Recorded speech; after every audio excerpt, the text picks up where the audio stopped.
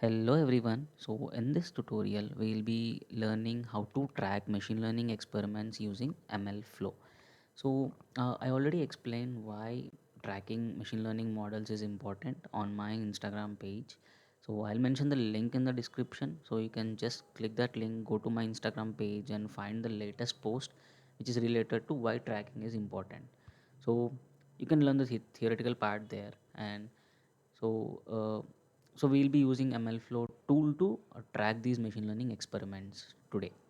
So I'll be doing two things. One, I'll be using MLflow for local Jupyter notebooks, and I'll be also showing how to use MLflow in Google Colab. So without wasting any time, let's get started. First we need to install the MLflow. It is very simple, so you can just run the pip install MLflow command. I already did all these things, so you can just uncomment this line. So you can just uncomment this line and run this command. So once you are done installing the MLflow, you can check whether the MLflow is installed or not. If it is installed, you'll be seeing this one. If not, it will show MLflow. We cannot recognize the MLflow command. So if something is wrong when you're trying to install MLflow, try upgrading the pip. So once you upgraded the pip, then again run these two commands, and then the MLflow will be installed. And if you still face any problems, just let me know in the comment so I can help you how to install this one. Okay, good. So MLflow has four components. So one is tracking, MLflow tracking. So this tracking component uh, is like an API, and it also has an UI for logging the parameters, code versions, metrics, output files, models, and everything. So we'll be logging everything which is related to a machine learning, the project related to a project. And MLflow tracking lets you log and query all these experiments. So it will help you to log the experiment, and you can also query that experiment or which you logged all the other experiments. So you can integrate these MLflow in Python, R, or Java as well.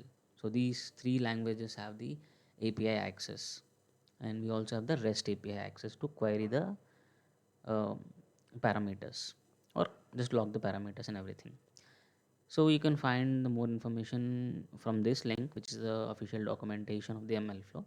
So it can also capture all these things like logging parameters, code version, metrics, artifacts is nothing but the model or the output files or data files as well, and the start and end time of the run, and it also store the tags as well.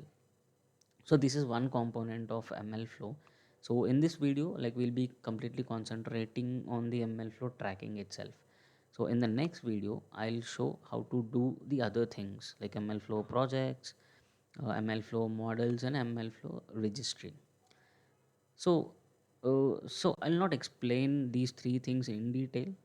So I'll be doing that in the other next videos. So we'll be just continue with the how to log these parameters and everything. So first thing, we need to import the MLflow library, and we'll be using sklearn to do all these things. So it has an integration with a lot of available libraries. Like, the MLflow can be integrated with sklearn, H2O, TensorFlow, PyTorch, stats models, and everything. Like there are a bunch of libraries it can support. I also mentioned that in my machine learning Instagram post, so you can just go back and check what are the libraries with which you can integrate the ML flow. So today we'll be using sklearn, and first we need to define the experiment, the name of the experiment. So you can just simply write the command mlflow dot set experiment, so where we'll be giving the name of that experiment.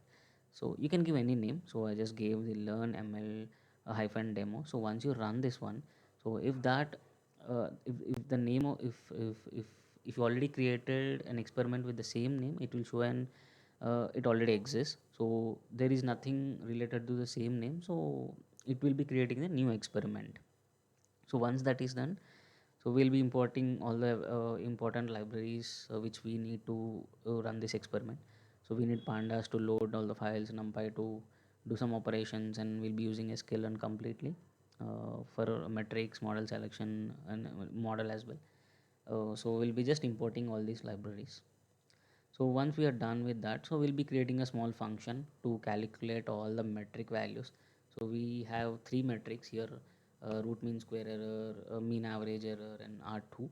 So we'll be using or mean absolute error, sorry. So we'll be having these three metrics. So we'll be calculating these three metrics for every experiment we do. So we'll be just passing the actual values and the predicted values, and it will calculate these three metrics. So we just run that function, and here we'll be loading the data set.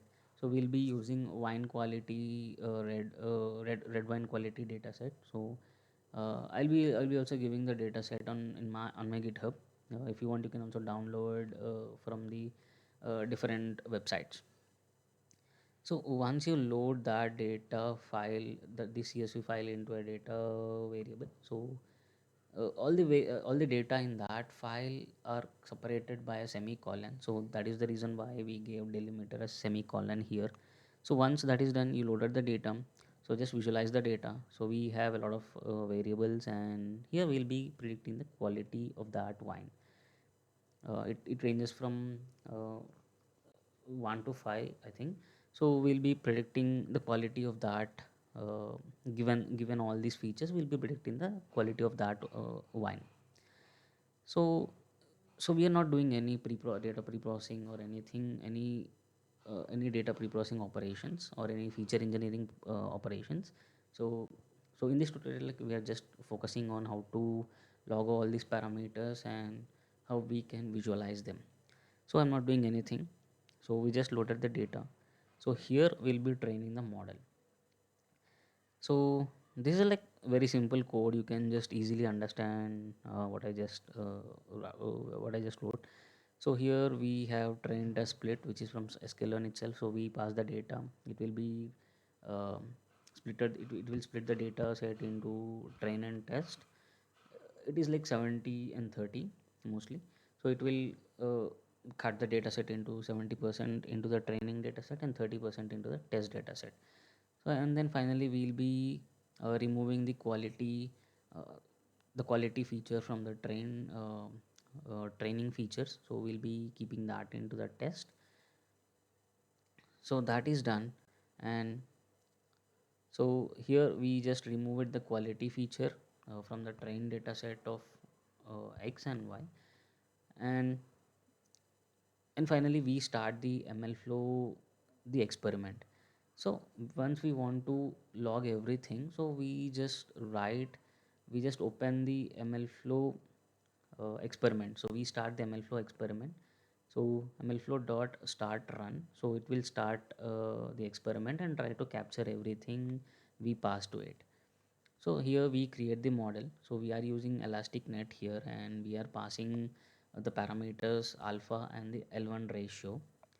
So and we in the next line we train the model here with the training data set, and finally we'll predict the values for the test data set.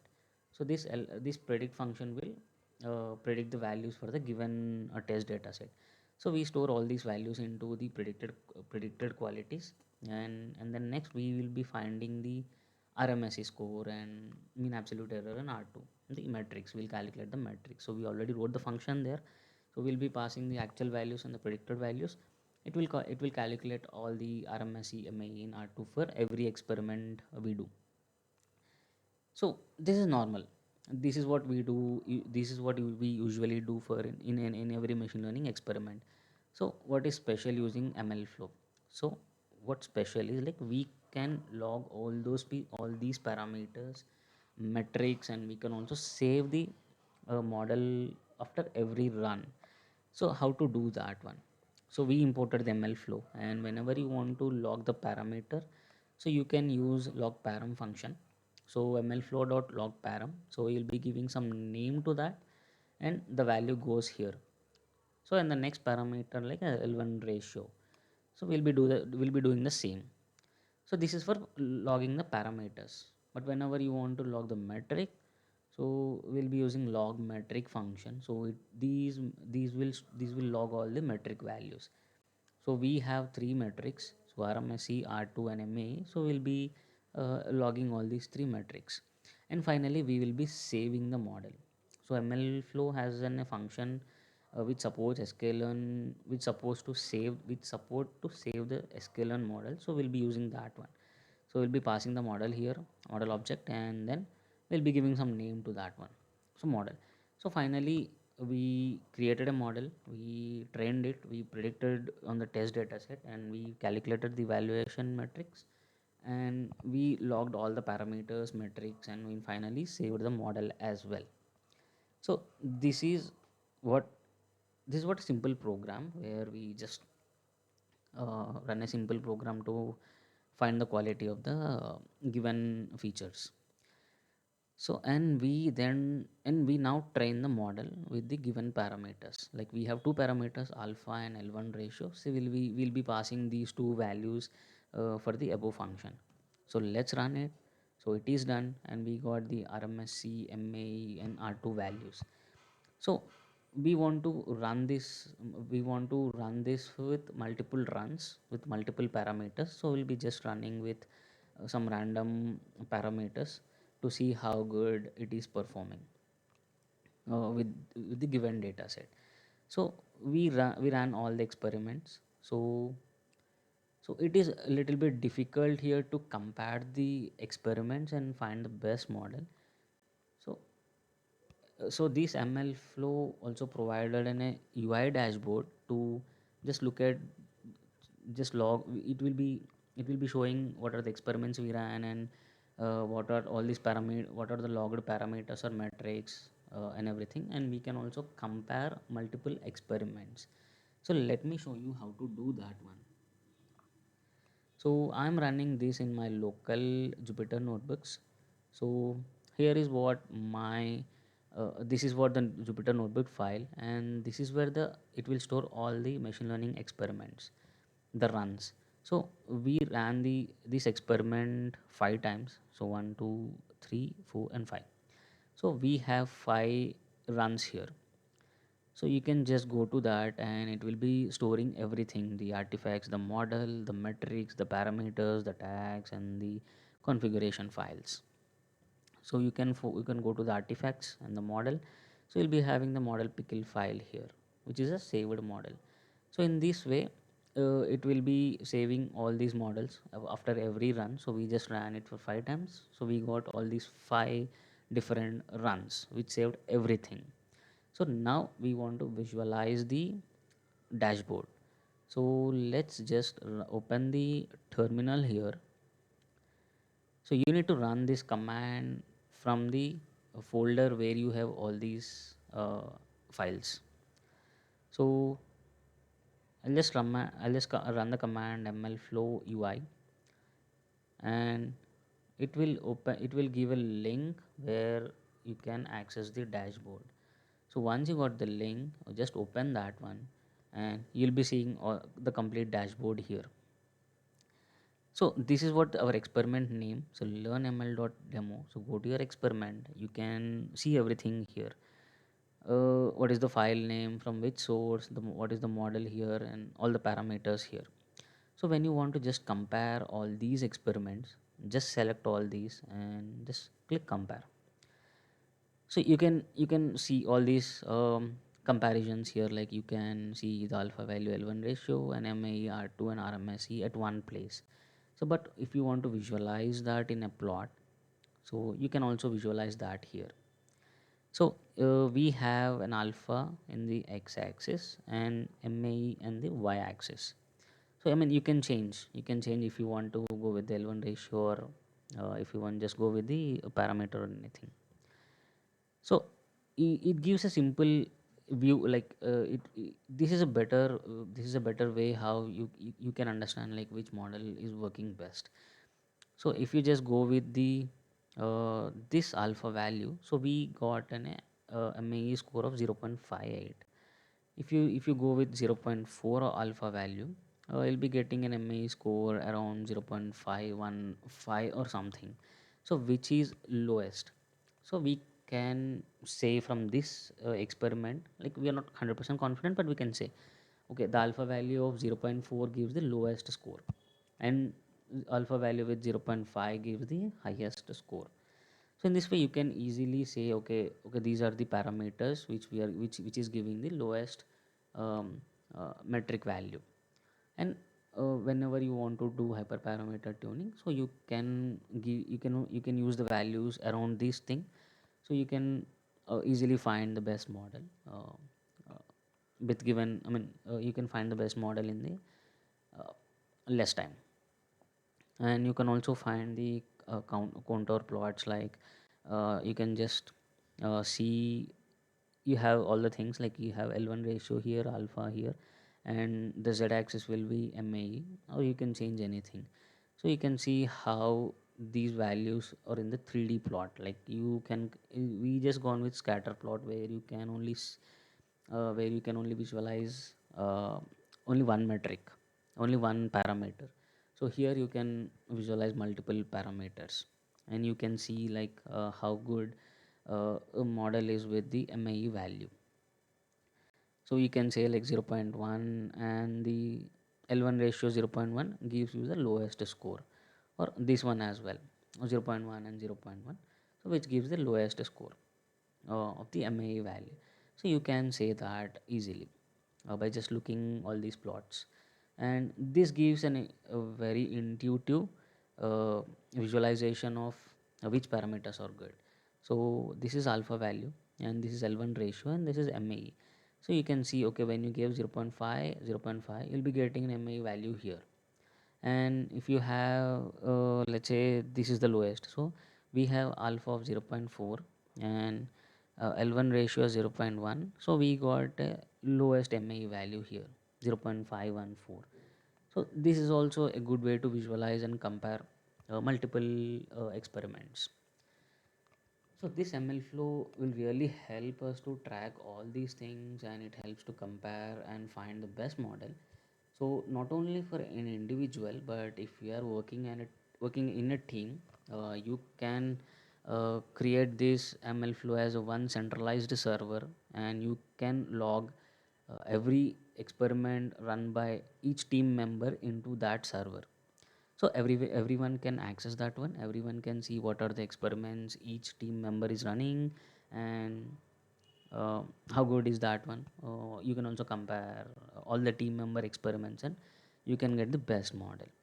So this is how ML tracking helps you um, uh, uh, uh, uh, to find and compare. To compare and get the best model. So I hope this helps you to how to integrate this ML flow in your code. So it is very simple, like you need to make only small changes to integrate your ML flow code into your existing code. So it is very simple, and you can simply run that you can simply run multiple experiments, and you can simply compare all those experiments. So this is what ML flow tracking is, and it helps in this way. So now let's see how we can do this one in Collaboratory, Google Colab. So I'll just reconnect here. So if you can see, I'll just expand this. So we have everything the same. We just have everything which is same, the same code and anything. But whenever you want to run ML flow in Google Colab, we'll be doing that one by using ngrok. So I'll just simply upload the data set here, so it will be easy to just run the experiments.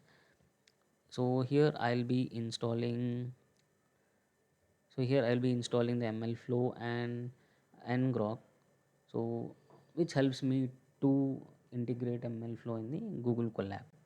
So let's wait once it is done, so we can check whether the ML flow is installed or not.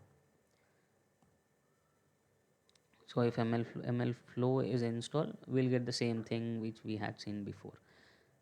Yes, the ML flow is installed. So now let's run.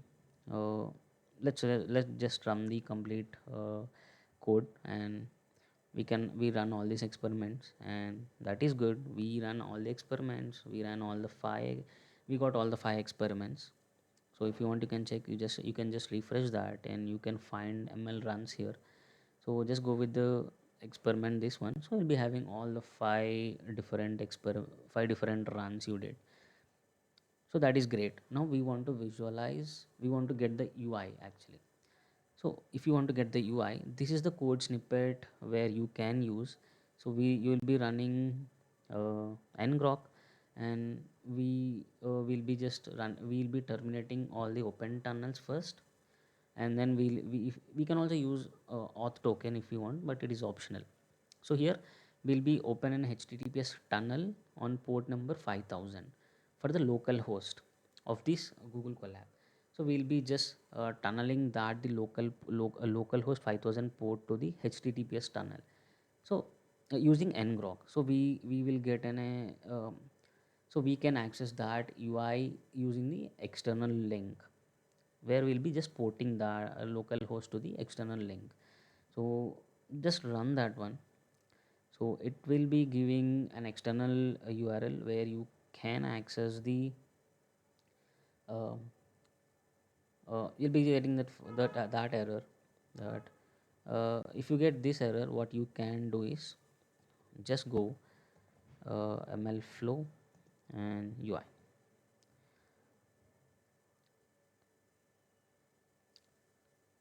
So you can stop the experiment here itself if you want. So here once we run the same command which we used in our local, like ml flow UI.